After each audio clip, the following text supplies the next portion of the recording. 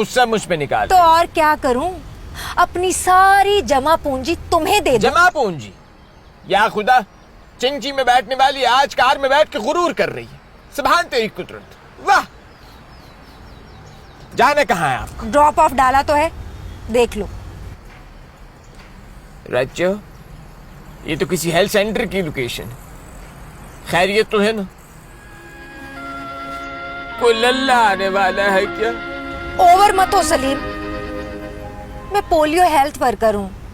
घर घर जाकर बच्चों को पोलियो के ड्रॉप्स पिलाती हूँ। इस कोविड में भी रज्जो? हाँ, हम पूरी SOPs फॉलो करते हैं। मास्क पहनते हैं, हाथ सैनिटाइज करते हैं और सोशल डिस्टेंसिंग का ख्याल रखते हुए अपनी ड्यूटी करते हैं। अगर तुम चाहो तो हम साथ मिलकर काम कर सकते हैं सलीम। हाँ रज्जो, मुझे वैसे भी तुम्हें मास्क में देखने का बड़ा अरमान है।